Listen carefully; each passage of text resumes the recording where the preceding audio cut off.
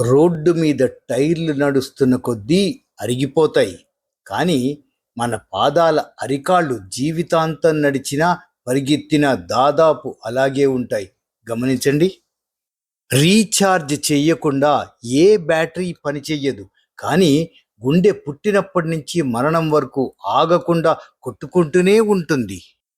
ఆధారం లేకుండా ఏ వస్తువు నిలబడలేదు. అయినా మన శరీరం తనను తాను సహజంగా సమతుల్యం చేసుకుంటుంది.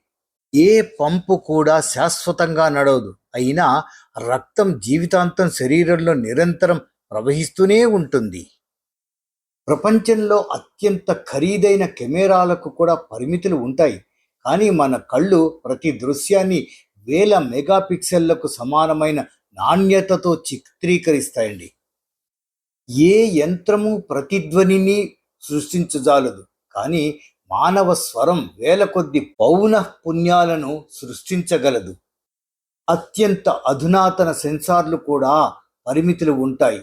కానీ మన చర్మం అతి చిన్న స్పర్శను, అనుభూతిని కూడా గ్రహించగలదు.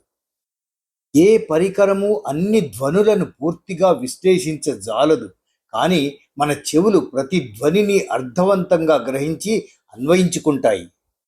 మానవ శరీరంలో దాదాపు 75% నీరే ఉంటుంది. అయినా లక్షలాది రంధ్రాలు ఉన్నా ఒక్క చుక్క కూడా బయటకు కారదు.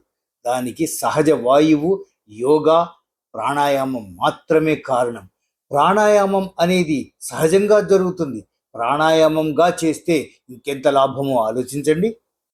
దేవుడు ప్రసాదించిన ఈ అమూల్యమైన వరాలకు మనం కృతజ్ఞతతో ఉండాలి తప్ప ఫిర్యాదు చేయడానికి మనకు నిజంగా ఏ హక్కు లేదు. హరే కృష్ణ.